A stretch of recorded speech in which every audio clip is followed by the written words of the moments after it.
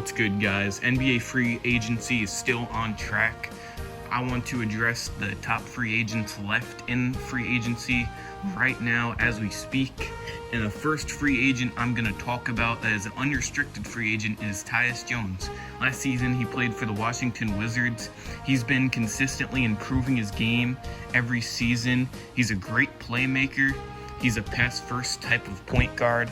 Last season, he averaged around 7.4 assists per game, which is actually really high for a point guard.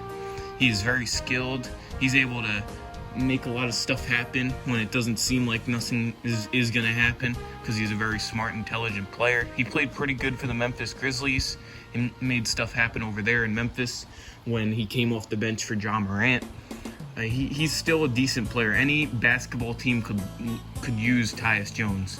I think the perfect fit for Tyus Jones would be, honestly, the Los Angeles Lakers. Just because Tyus Jones to come off the bench, because obviously Bronny James is not progressed enough to be able to get into that rotation yet. Of course not. Getting somebody like Tyus Jones to come off that bench, it should help out tremendously for that Lakers organization. Yeah. As Luke Kennard for the Memphis Grizzlies. He played for last season. Now he is an unrestricted free agent. He's a lethal three-point shooter. He can catch fire at any given moment. Luke Kennard has a very smooth jump shot.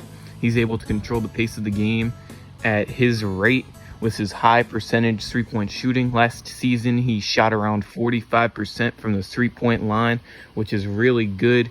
He is a lethal sharpshooter, maybe not known for his dribble moves, but knowing how the NBA works now, he could fit onto any team just because of his lethal three-point shooting ability and his excellent three-point skill. He averaged around 11 points per game last season, which is not great, but he makes it work with his Golden State Warriors. If the Warriors wouldn't mind taking Luke Kennard, try to fit that role a little bit with Klay Thompson. A tiny bit. Don't get mad at me. Team to go if you want to shoot threes.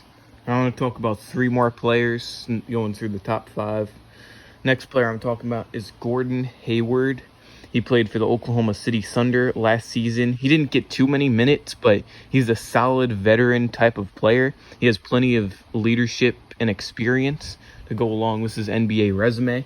He used to play for the Utah Jazz, and that's where he had his best seasons, was with the Utah Jazz. He can be a lethal scorer, but as he gets older, and he's older now, so he doesn't have the same athleticism and the same energy as he used to, he can still try to mentor the younger guys.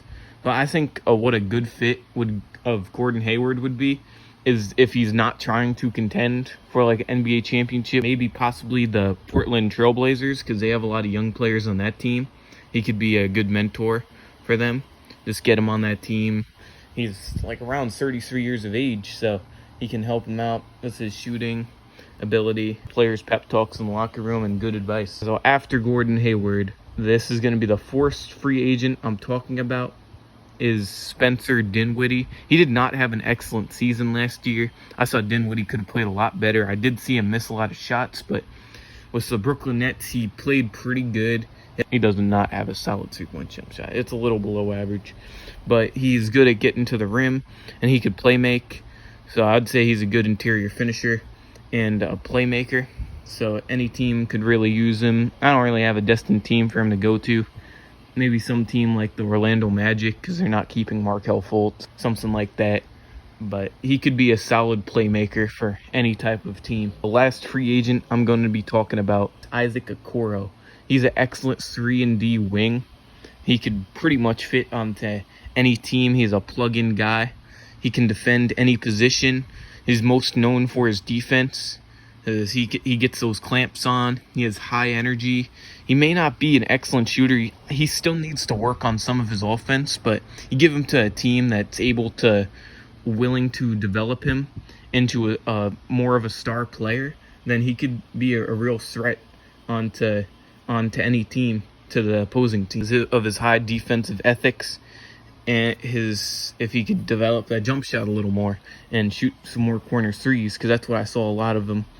But he is an excellent defender, though. He can get steals, plays really good perimeter defense, only allows the opposing players to shoot around 44% from the field, which isn't too high, but he's usually goes up against the top offensive players in the league because he's was the Cavaliers' top perimeter defender. That's gonna be all for this video. I hope you guys enjoyed it. I want to put some quick mentions of players that didn't make the cut for this video, such as Talen Horton-Tucker. I thought he was excellent for the Jazz last season when he played, but then he got a bad injury. So you give him to a team that's willing to develop him. Dennis Smith Jr. He's super athletic. He's still pretty young, and he could develop into an offensive catalyst at points of the game, but not consistently, most likely. I hope you guys enjoyed this video. Remember to subscribe if you're new, and I'll see you guys next time. Peace out. Hope my feelings shoot out like a rocket. Niggas thought they had the swag, but I'm really